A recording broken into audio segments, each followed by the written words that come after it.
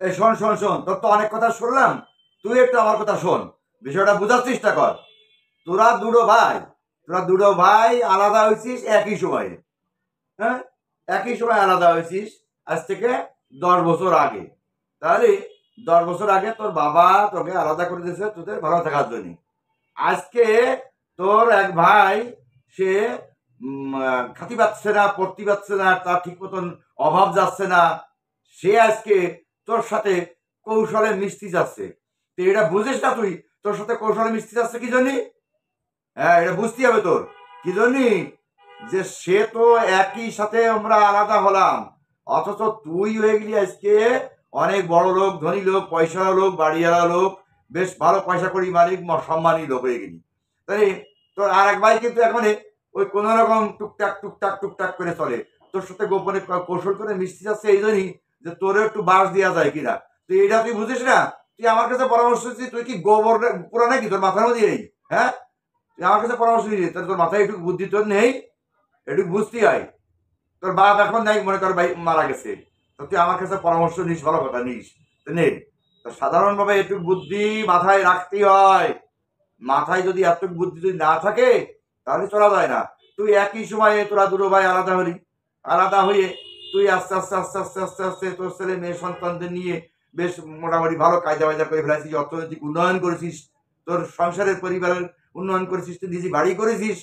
অথচ তোর আর এক ভাই পাশাপাশি থেকে সে কিন্তু কিছুই করতে পারেনি, মোটামুটি সে এখন প্রায় ভিখারি, চলে টুকটাক করে, একেবারে যে বিক্রি করে বেড়ায় তা না, কিন্তু তোর কাছে তো সে একেবারে জিরো। এই জন্যই সে তোর কাছে কি কৌশল করে তোর সাথে মিশতে যাচ্ছে, এই মিশে তোর ভিতরে ঢুকে, তোর ভিতরে ঢুকে তোরে বাস দেবে, এই পরিকল্পনা করতেছে। এতটুকু বুদ্ধি তোর মাথায় রাখতে হবে না? এখন যা আমি যা বুঝি তাই তোরে বললাম, তুই যা করবি তা করে বেড়াবে, যা। আমার অত অত সময় নেই, পারলি সময় করে আসিস কেন, আরো ব্যাখ্যা করে বুঝে দিবানি, বুঝেছিস?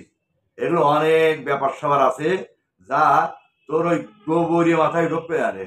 অবশ্য গোবরীয় মাথা বলা ঠিক না, তোর মাথায় ব্রেন আছে, ব্রেন যদি না থাকতো তাহলে তুই এত কিছু করতে পারতিস না। অনেক কিছু করেছিস এবং কারো কোনো ক্ষতিও করিসনি। যাও, তুই আমার দোস্ত মানুষ, বন্ধু মানুষ, তাই তোর একটু কলাম আর কি। সময় করে আসিস কেনে, সব কথা তো এই মোবাইলই বলতি নেই, বুঝেছিস? সবাই করে আসিস কেনে বলে তোরে বলে বুঝবো না আমি, বুঝেছিস?